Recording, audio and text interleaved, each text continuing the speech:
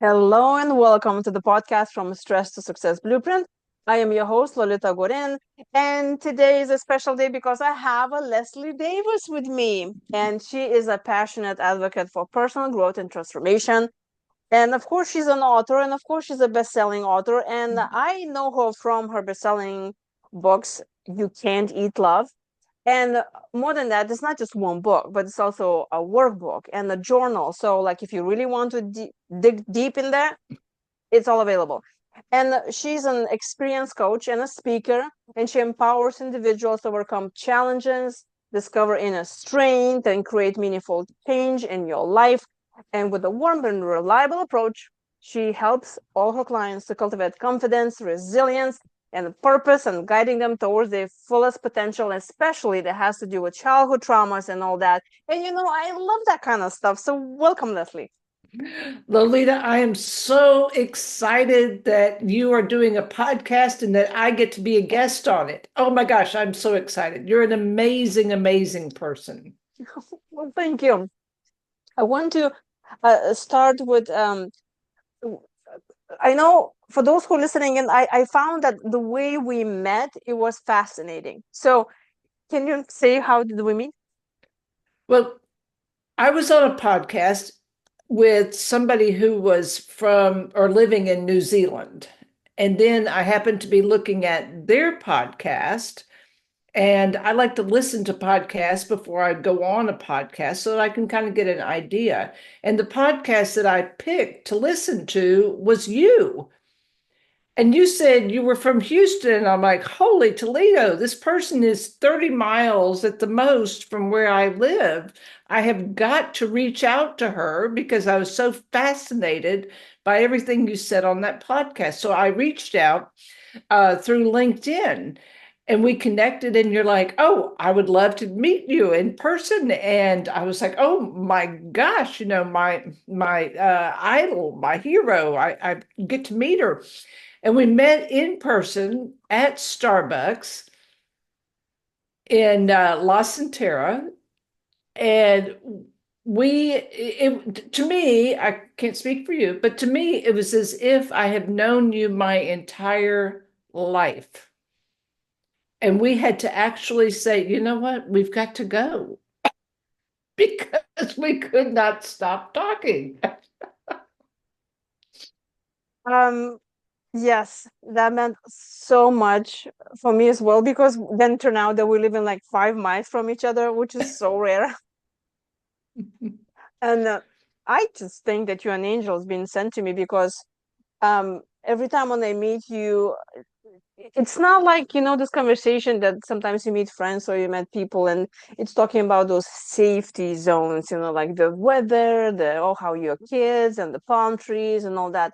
We like just dove in just right away because you talk about childhood trauma and overeating, and now of course I would like, I will ask you about more what you do, but and I'm also into this uh, dig deeper in childhood trauma, and because my dad was alcoholic and my mom has narcissistic tendencies, and I'm saying this is very bad. I know why they the way they are, but that's what formed me. And you just gave me uh this permission to allow myself to be me, and the things that we talked about, it was just transforming. That was really changed my life so much. So those who are listening and you're thinking, oh my gosh, I really need to talk to Leslie. Yes, you do.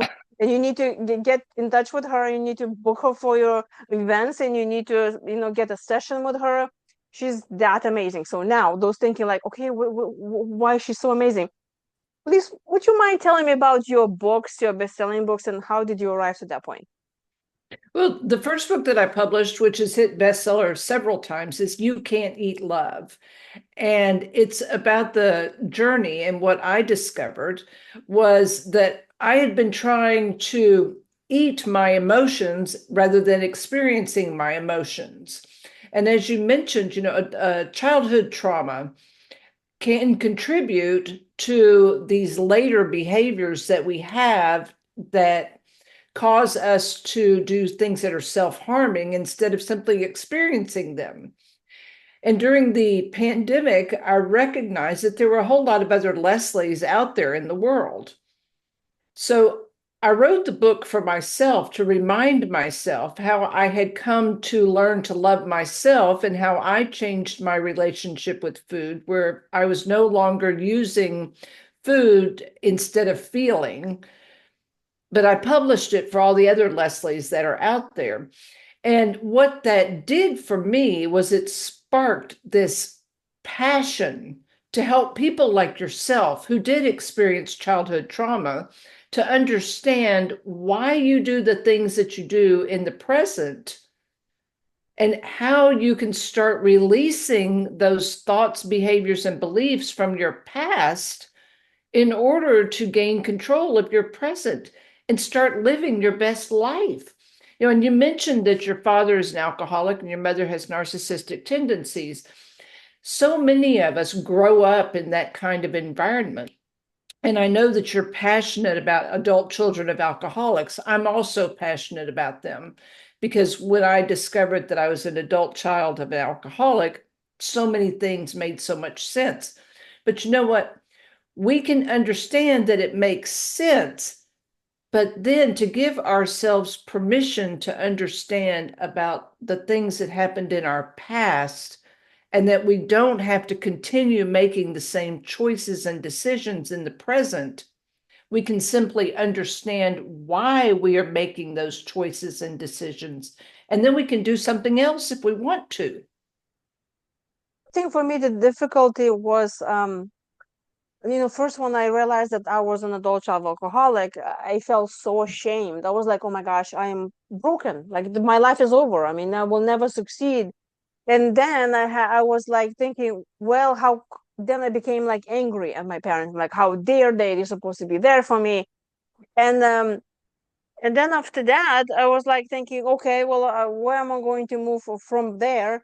But then I realized there was a lot of change when it really needed to start happening because I was loyal.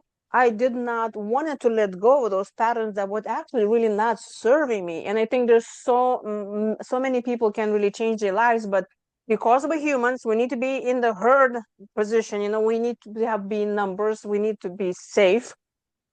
Because of that loyalty, there's so many people that still stay in the same position, even if they know that it's really hurting them. Well, and part of what I discovered on my journey was that my feelings are my feelings. Nobody else gets a vote. Let's stop doing emotions by committee. But the other thing is, I understood I'm only in control of me. I can make choices and decisions based on what I believe is going to be the best thing for me. And I can inform the people around me as to what I am doing, but I don't need their permission to do it. And their reaction is their reaction. I don't need to pick it up and try and fix it.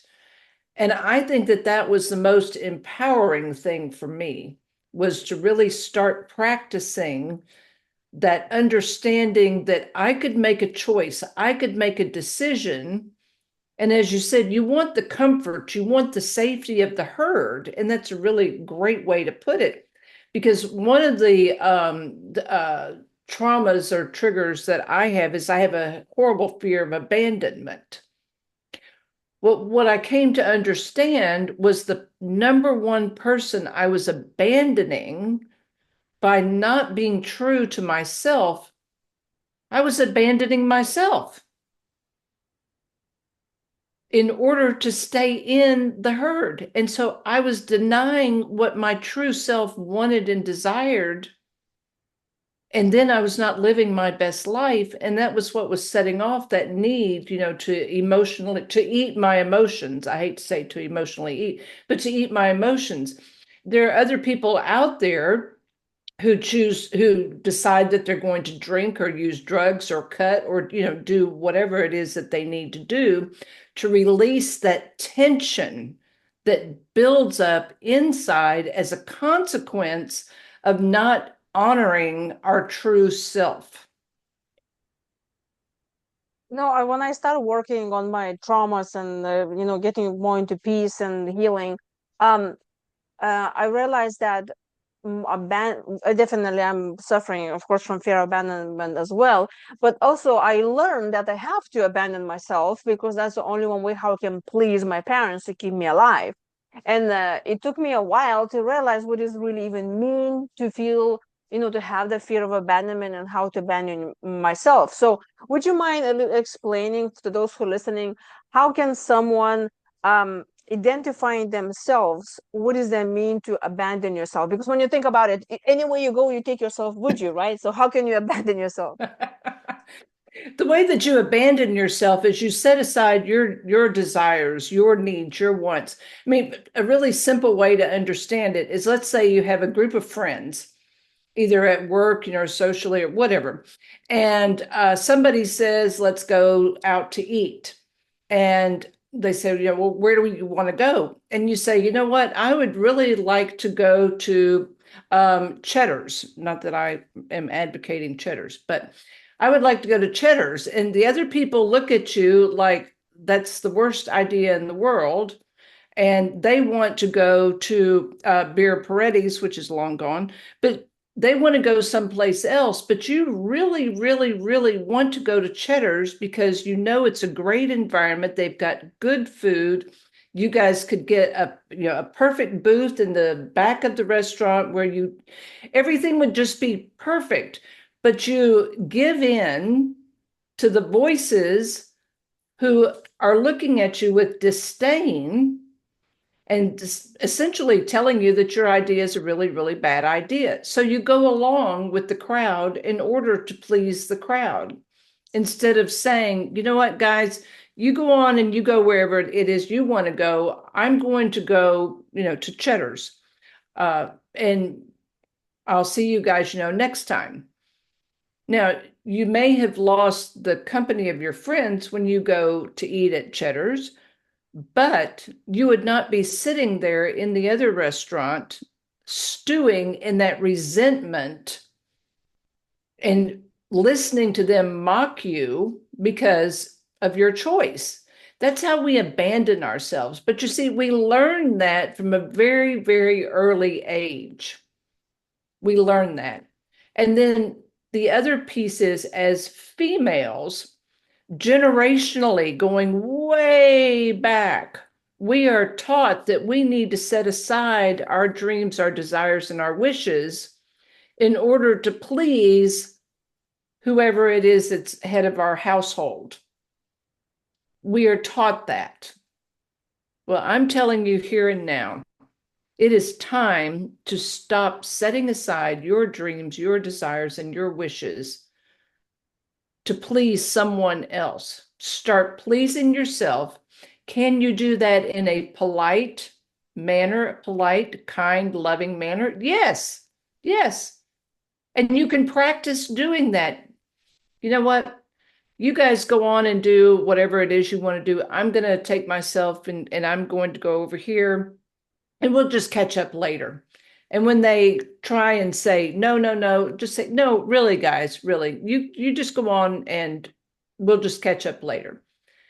And can you imagine how much better you would feel because you honored what you truly and honestly wanted and desired?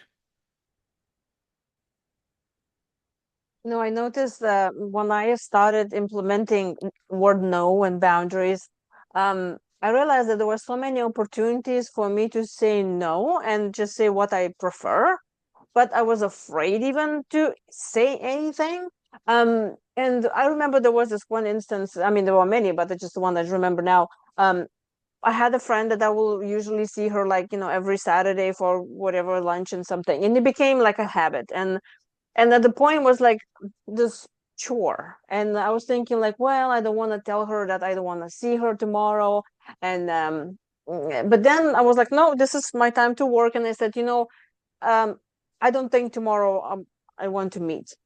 And she said, oh, thank God. I didn't want it to meet tomorrow either, but I was afraid I'm going to say something, I'm going to hurt your feelings. And I'm like, and here we are, So I think there's so many situations in our life that if we just open our minds, and I mean, allow ourselves to open our mouths and say, hey, this is what I prefer, just to say it. There could be a compromise, or even those, people that we try to please, that they just come and, suck your energy out. It's like, well, you need to do this. It's like, if not me, they will die. Like, no, they will find somebody else to please them. So, but when you start little by little, then you're like, oh, I can have trust in myself, and nobody died. So, just vocalizing your preferences, and just having enough courage just to start that authority, I think it's a huge step. Well, and the other part of that is to understand that their reaction is their reaction. You're not responsible for their reaction. And it is not your responsibility for them to feel better if they don't like your choice. If you are honest and if you are kind and if you are considerate in your wording when you're having the conversation, then you fall back on, you stand on, I was kind, I was honest, I was considerate. Their reaction is their reaction. Let's stop being responsible for everybody else in the world and making it our job that everybody else in the world feels good at our personal expense. Because as I have said to you multiple times, who are you in control of? And who are you not in control of? And as long as we can understand who we are in control of and who we are not in control of, and we're making certain that we are being kind, caring, and considerate in our conversation, then we can release whatever reaction that other person has. And I think for me, it was, I remember when you were asking me this question, and we were talking about my mother, and obviously it was really triggering me a lot, because I was, just have a conflict and in whatever pain and suffering that, I went through all of those years. I remember you were saying like, well, it's not my job to make sure, no, to make her happy. And it took me a while to even acknowledge how truthful that is. But first of all, of course, it makes sense, right? Like, I cannot feel for her. I mean, is she responsible of her own feelings the same as me? It's like, how can me putting a sweater on myself will make her warm? No way. But when I'm coming from this childhood environment where my, I I'm a, was I'm grew up only one child, so obviously for me to feel like I'm safe, um, as soon my mom or dad comes back, if they in a bad mood, I'm like, oh, I'm responsible for making that mood better. I will say something, I'll become this clown, and I make them laugh and change their mood, my manipulate, and I'm like a manipulator.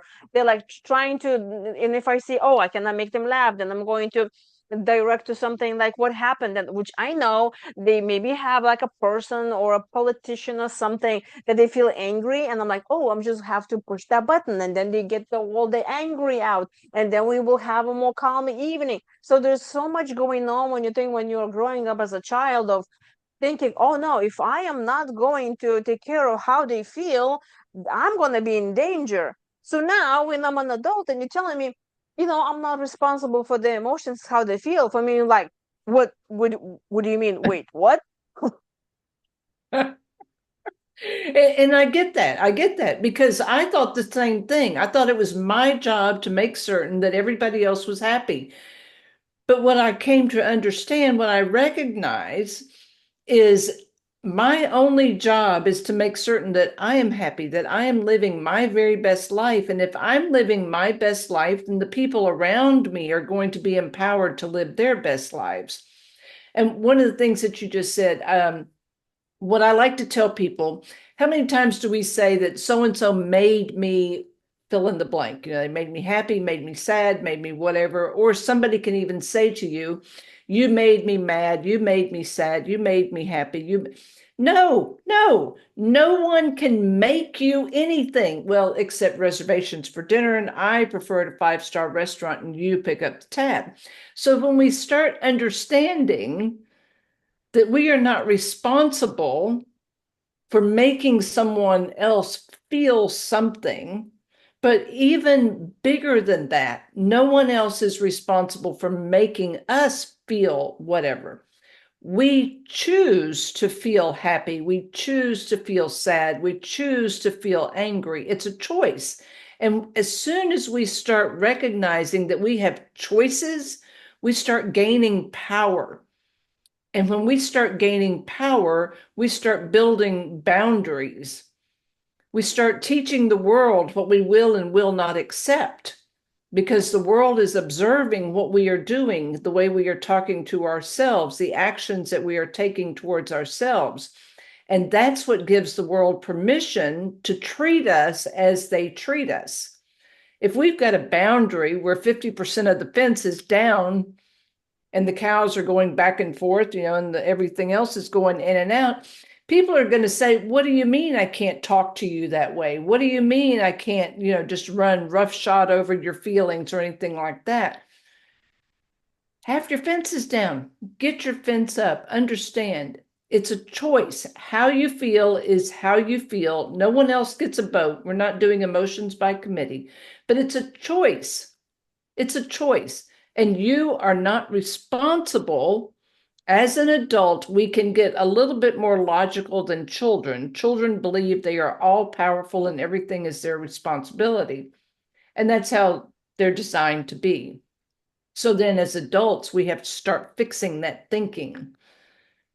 And as soon as we can allow our logical mind to understand what we are responsible for, who we are responsible for, and where our power lies, then we can begin healing some of those traumas and maybe releasing some of the power of the triggers that we run into. So if someone is listening in now and they say, well, uh, what do you want me to do now? Now, do you have any tips, techniques, so they can start thinking, okay, now I can, stop with that um, feeling that I have to control everyone or I'm responsible for the people? Well, the first thing that I tell people always is get a notebook, get a pen. Start having written conversations with yourself, being very honest about what you're thinking and what you're feeling, and start acknowledging, and I do this. I'll write down, I'm really angry about something, I'm really, whatever. And then I'll write, well, of course you feel that way. Why wouldn't you? Because the more we can acknowledge and accept and start naming our personal emotions and exploring our personal emotions, the calmer the sea gets. And then we can start really understanding, you know what? Yes, that person did that thing. And yes, in that moment, I did feel really angry. But you know what? It's not important now. I can release it, I can let it go. Or we can have the conversation, you know what? My parents were not the greatest parents in the world. They had their own problems, their own issues. And if I really explore it, it goes back many, many generations. But you know something? I can choose to do something different. And this is what I'm going to choose to do. But if we have written conversations with ourselves, we can really start working these things out. But the other benefit to having the written conversations is you never get tired of talking about it to yourself. Other people get sick and tired of listening to you. But you can have written conversations over and over again about the same thing, and you never get tired of it. But if you try and do the same thing with a live person, a real person other than yourself, they get really tired of it. But the benefit of a written conversation is you will discover that you actually start working those things out. And as you work those things out, you will start finding a way to work with those difficult relationships. And it could be that what you discovered is some of those people just need to be moved out to Pluto and only pass by you on occasion. And that's okay. That's okay. So let's say someone identify now that they have people in their life that should be moving to Pluto. What advice can you give them? What they should do first or second or third to separate themselves from those people?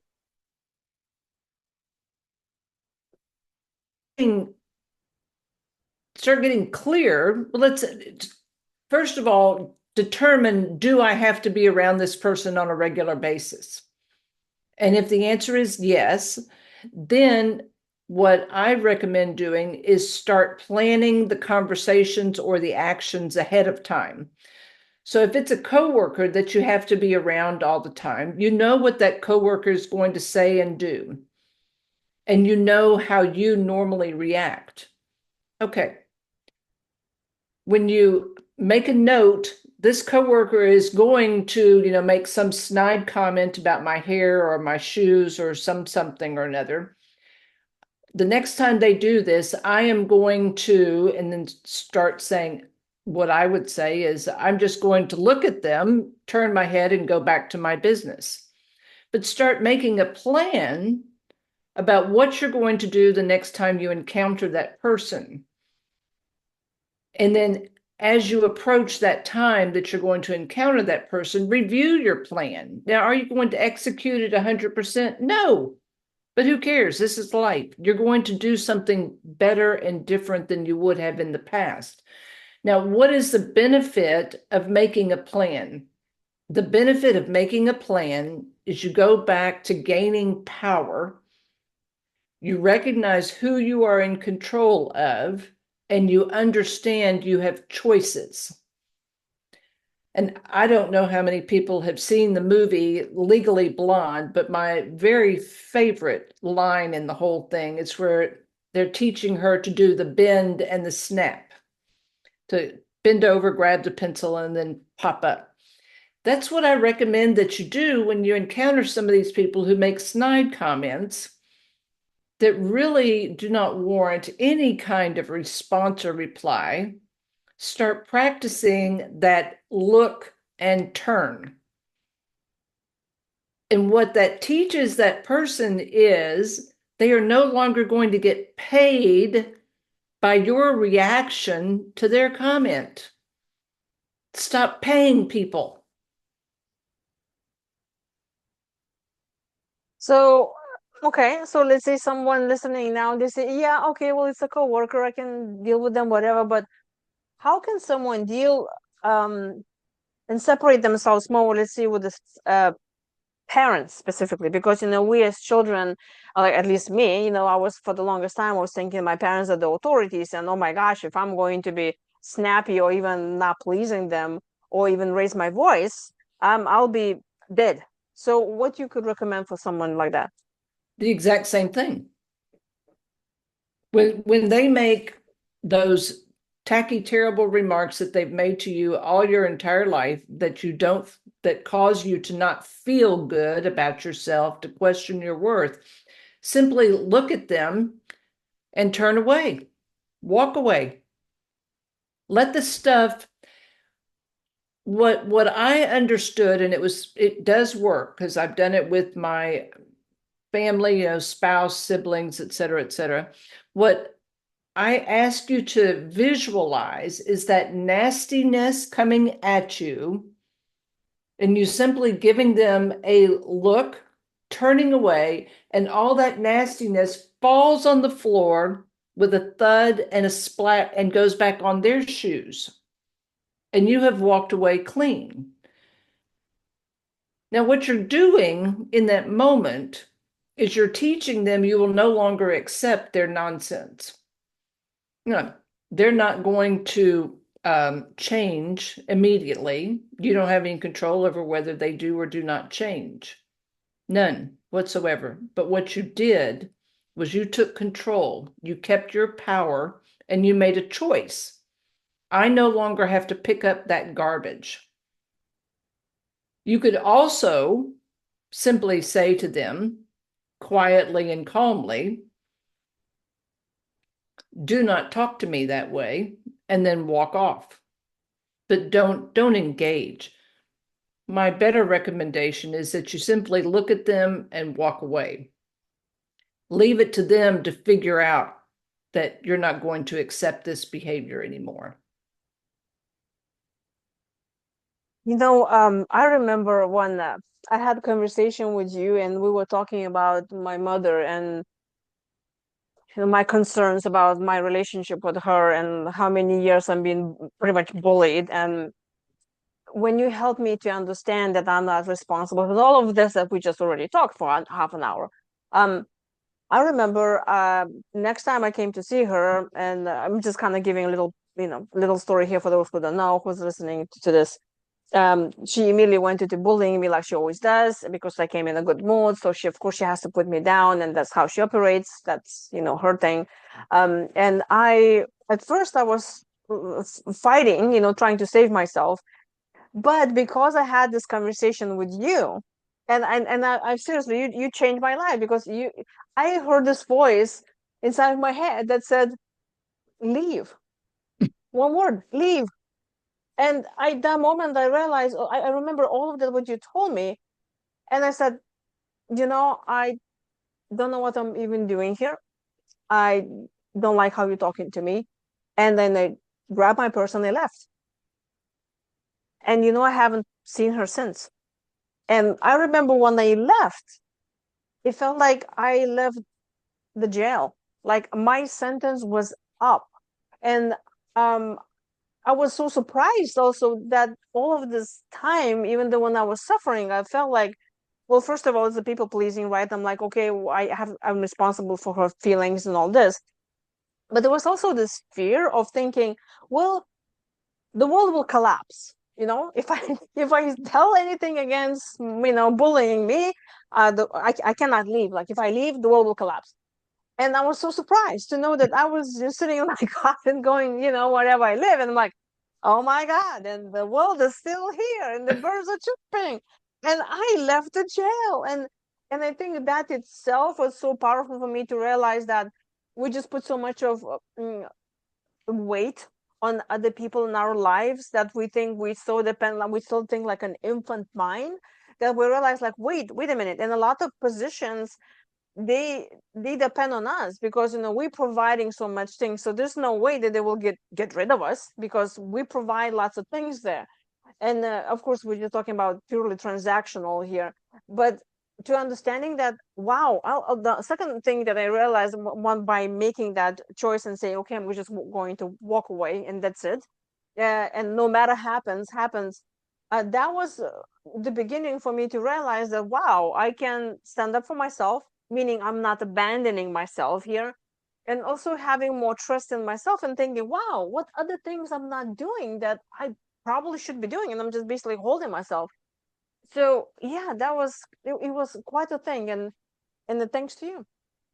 Well, thank you. But what you did in that moment was you recognized who you were in charge of, who you were not in charge of, and you made a decision that I am the most important person to me. And you also understood that you had zero responsibility for her actions, reactions, or anything like that. And that's very empowering. Now, one thing that I will say, and I will caution people, when we start switching the focus and putting ourselves first, when we start honoring our true emotions, when we start listening to ourselves, when we stop abandoning ourselves, it means that how we are interacting with other people is changing. The people around us may not like the change. They may not like the change. So it's very, very important that when we make these decisions, that we understand that some people may be peeling themselves off and moving themselves to Pluto, not so much us moving them, but they move themselves. And we need to be okay with that because we were very, very discontented with our life before we decided to stop abandoning ourselves and establish clear boundaries and honor ourselves. So you don't want to go back to that.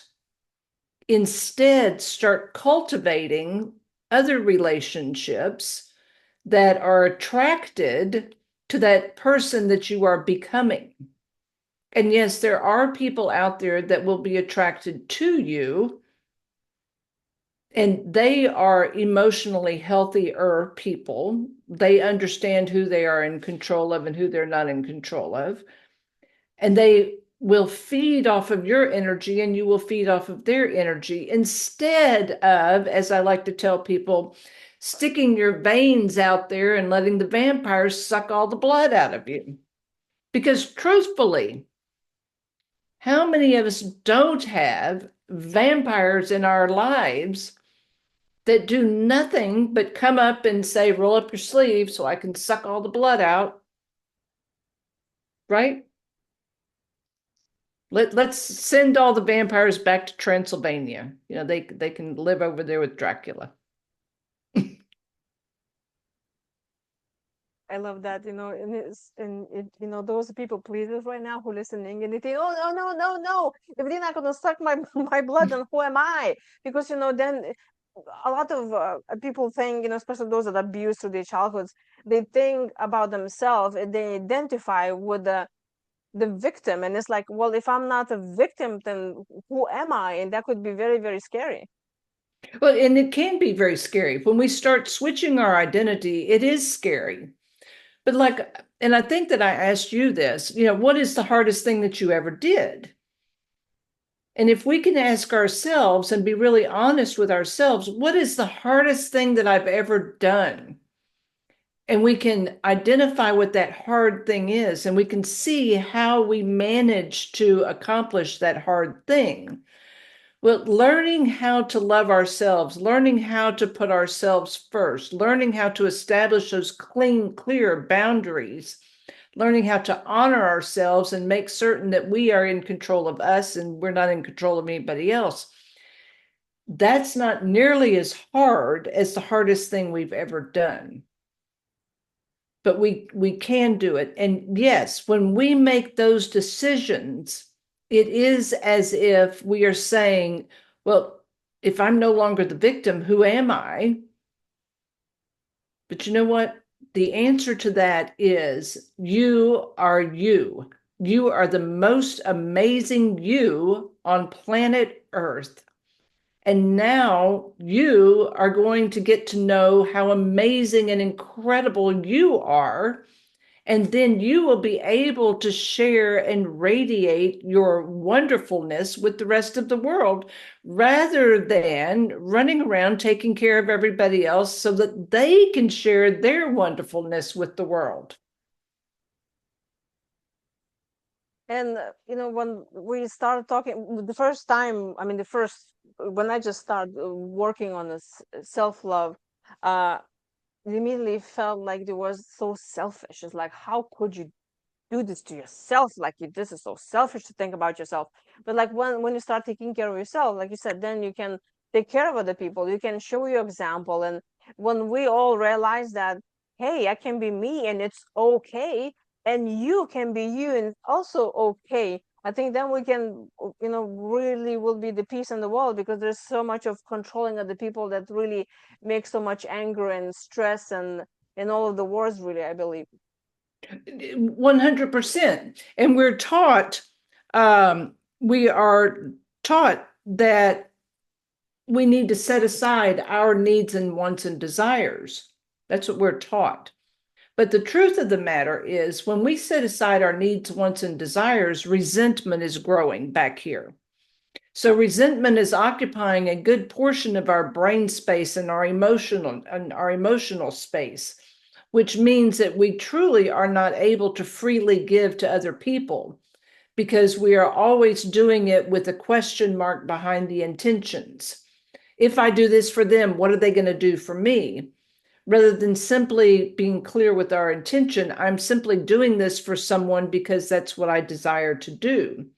We are looking at it as a transaction. But when we put ourselves first, and especially when we have those written conversations with ourselves, so we're getting to know ourselves better, life stops being transactional. We simply start doing things because we desire to do them for other people.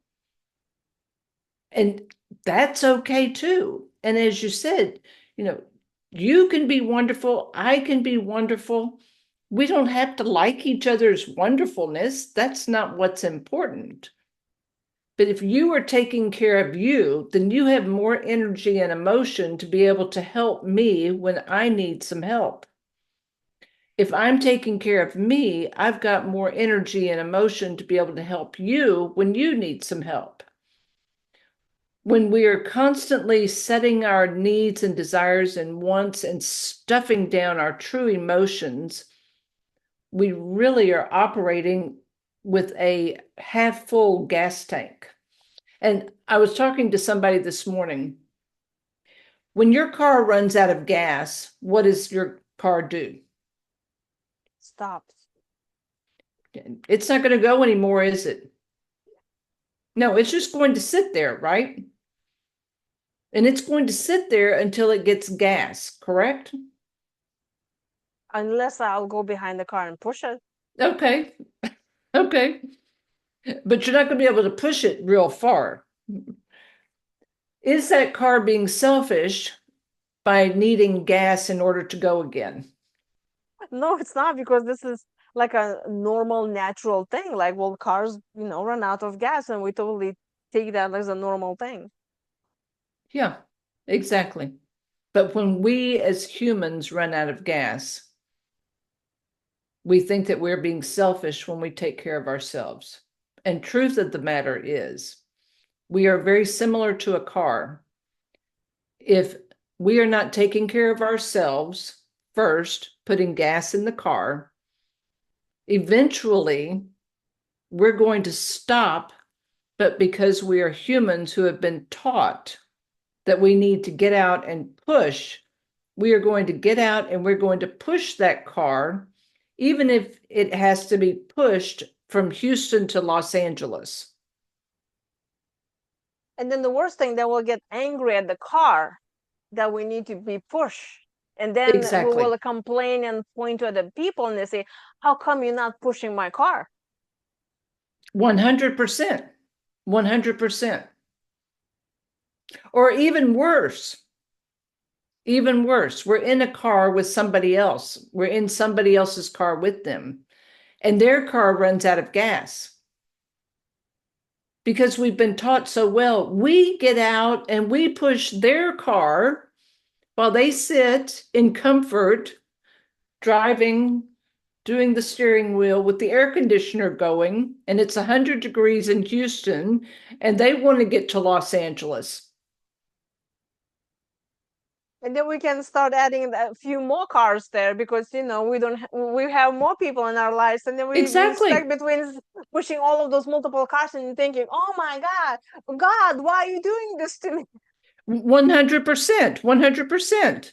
Yeah, exactly. So, but can you see that we do not observe that the car is being selfish? No, we understand. So let's start applying that philosophy to our own lives, that we need gas, and we need gas first thing. And we need to make certain that it's quality gas. It can't be cheapo gas. It's got to be quality gas. Take care of yourself. It is okay to prioritize yourself. Don't abandon yourself. Stop pushing other people's empty cars. And in addition, like any car, it needs to have oil change and all of that, which is maintenance, that we also need to take care of our own bodies and state of mind with taking time for ourselves, and we need to make sure we're eating well, and all the other human needs are satisfied. And um, definitely, we all know by now that the body keeps the score, and it's the time for you to really start taking care of yourself now, instead of when you're in the hospital and you're being got to a terminal illness slip, and you say, well, this is it for you now. So when I start talking with the clients, and they say, oh, I don't have time for this. I say, okay, so you don't have time because you're running a business and taking care of the kids. Who's going to take care of those kids in their business when you'll be dead?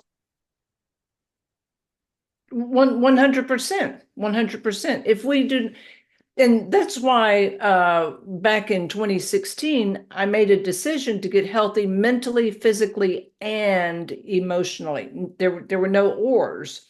If we are not addressing those three areas of our lives constantly, then we are not able to live our very best life. But not only that, as you said, so you're taking care of the business and you're taking care of the kids now. So 10 years from now, when you're absolutely slam exhausted and suffering from screaming depression, and your body is breaking down because you haven't been exercising or eating well, and you're taking a list of medications, that's an arm's length long, what are you going to say to your past self? Oh, past self, I'm really glad that I put you through all this so that I could end up here. No, no. Is it too late to make a change? No. The day that it is too late to make a change is the day that the hearse is pulling into the cemetery. Prior to that, it is not too late. So what is the first thing that someone who thinks, okay, I need to change my life now, and it's very scary. What can you recommend them? What they need to start with? Well, what I would recommend that they start with are two things. Number one, start having those written conversations with themselves in the morning. I prefer to do it in the morning, first thing before anything else is going on. Number two, get a notebook where you start writing down what you're eating and observe what it is that you're eating. And then as you observe what you are eating, if you don't like the choices that you're making, ask yourself the question, what is going on that I made that choice? And start unraveling some of those hidden patterns. Because the more we get to know ourselves, the better choices we can make for ourselves. And the better our life is going to be. But if you can just do those two things daily and just try it, commit to 3 weeks, no more than 3 weeks. Anybody can do anything for 3 weeks. Commit for 3 weeks to having a written conversation with yourself in a small notebook, not a big giant 8.5 by 11 notebook. Get a small notebook, write to yourself for 3 pages at most, no more than 3 pages, and track your food. And if you observe that you don't like the choice that you make, be honest with the food you're eating and what you're drinking. And if you don't like what you're seeing on the paper, just simply ask the question, what was going on? Observe it. That's it. Just observe. And you'll begin to feel that shift. I love that because it looks on the surface like, well, you just, you're writing stuff up. But that is when you spend the time with yourself. And that is the part where we're not abandoning ourselves, but we're honoring ourselves because now we're like, it doesn't matter what's happening around us. I'm going to take that time, even if it's like 5 minutes. And I recommend for those who are listening in and thinking, oh my gosh, now I have to do this. I say stress management should not be stressful. Don't make this as a chore for another list to do. And there are some things that maybe somebody, let's say, they say, well, I don't really want to write or whatever. Of course, they're all, different people have their different coping mechanisms and different techniques. Yeah, can you give some other stress management tips or tricks or how they can work with the emotions? Well, if they think that writing is going to be too stressful for them, then what I recommend is that they find a book with sayings in it and read one of the sayings a day. And usually the books that have sayings in them, the saying is like 1 or 2 sentences long. And what I started finding myself doing is as I would read the sayings, a thought would come into my mind and I would jot down the thought on that page. But just read something that's uplifting, just a small book with some sayings in it. And I've got one that has 157 sayings in it. And I've read it every morning since 2016. So I've got, a whole lot of notes in there. And the only reason I keep reading it over and over and over again is I see something different each time I do it. But when I started it, it had actually been sitting on my shelf for 3 years prior.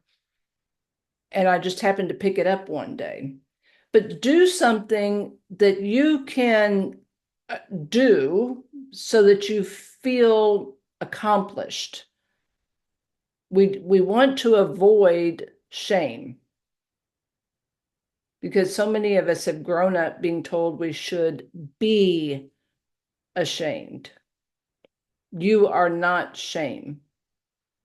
So let's keep it simple. If writing 3 pages in a book sounds like way too much, just set a timer, write for 1 minute, walk away, be done. Put it in small enough bites that you can walk away feeling successful and not stressed, because you are 1,000,000% correct. Stress management should not be stressful. What we are trying to do is to build ourselves up, to show ourselves that we are not abandoning ourselves. And they should just get you a journal. So there's plenty of space to write it down and the questions. So that's easy peasy. And of course, all of this will be in the description below for those who want to go and get your books and journals immediately. I definitely recommend that. So what is that you work? And I know we can talk for hours, but we need to wrap it up here. What is that you're working on right now, and that everyone needs to stand in line to get it? What I'm working on right now is a book called What Color Is My Shirt? And it came from a conversation that I was having where I was talking about feelings and how many times somebody says, or you say to someone, I'm feeling whatever it is I'm feeling, and the person replies to you, you shouldn't feel that way. And what occurred to me is when somebody says that to you, it's as if somebody were to say, your black shirt that you're wearing right now is really yellow. They are telling you to deny what you're truly feeling. And we learn that from early childhood. And as a consequence, we don't trust our true emotions.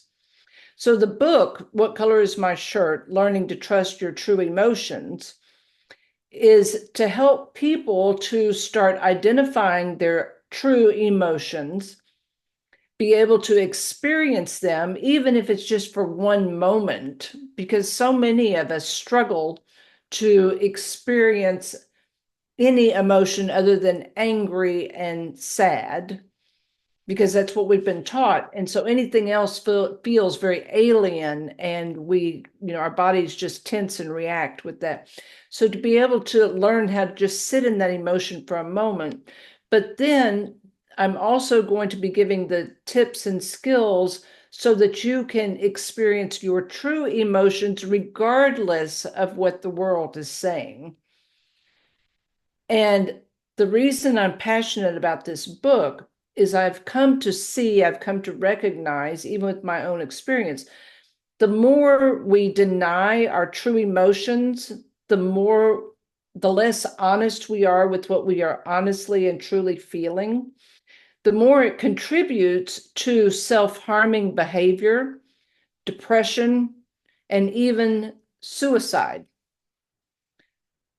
So I'm on a mission to help people to be able to name their emotions, to be able to experience their emotions in a safe way so that they can start really living a rich life. And the richer their life is, the richer the life of other people around them is going to become. And the more emotionally healthy all of us are, the more emotionally healthy the world will be.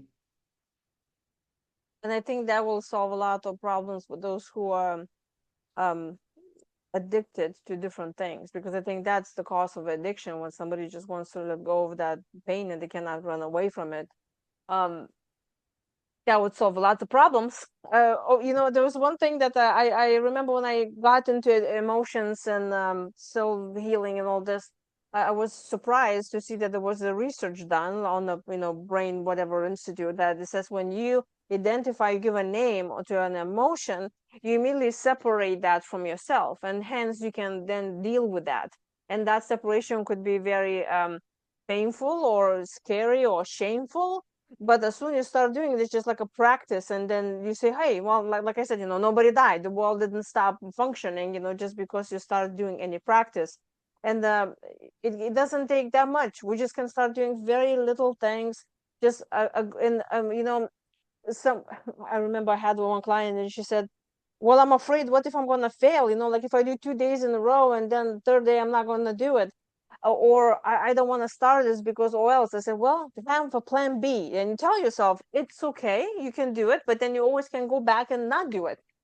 But then they gave the safety feeling of thinking, oh yeah, that's okay, I still have the control of it, it's not gonna get away from it. So everyone can find their own way, but really starting doing it, that's already half a battle. Exactly. And I also like to say, if you mess up or you stop or whatever, you simply say, oh, well, and you move on. You move on. And then you mentioned your client was afraid that they were going to fail. I say to people, do you know what the word fail stands for? First attempt in learning. Of course I messed up. It's my first attempt in learning this. And if you're a slow learner, like I can be in some occasions, it may be your third, fourth, fifth, or 100th time in learning it. But you know what? So what? So what? Nobody died. That's the important thing. And there was one thing also I read. They said that we talk with ourselves the way our parents were talking to us, and uh, and that hit me very hard because I realized that inner critic that they talk about, that little voice inside your head. Yes, this is how we talk to ourselves. So somebody can be afraid to fail or feel ashamed of failure because they think that, oh, there's another self in the head, this parent self that's going to punish them.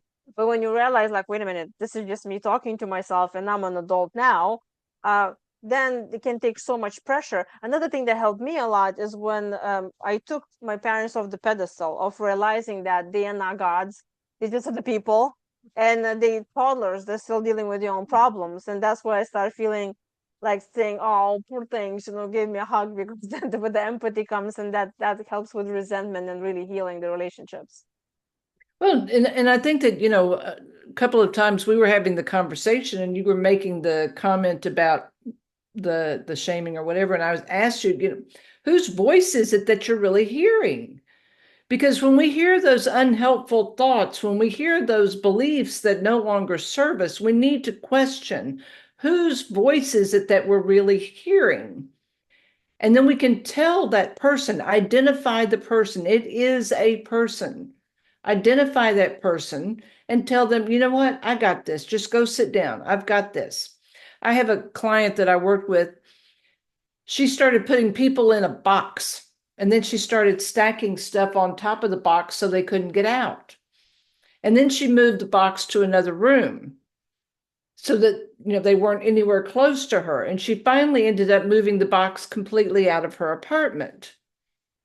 But if we can visualize these unhelpful people that are living inside of our heads and not paying rent, if we can start visualizing, telling them, you know what, I've got this, just go sit down, and we can visualize putting them into a box, then that helps free our minds for all kinds of possible.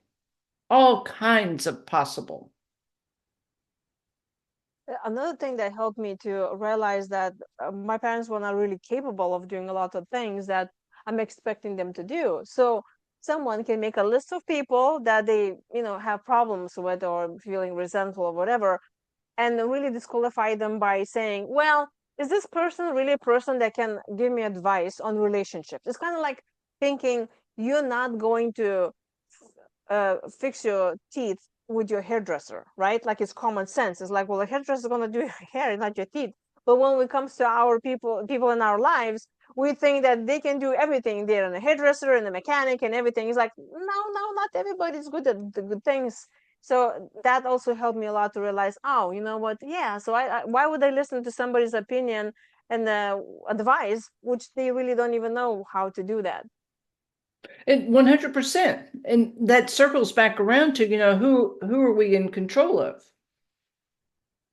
And yes, I am a very strong advocate of making a list of the people in your life and what the encounters look like and what you want the encounters to look like.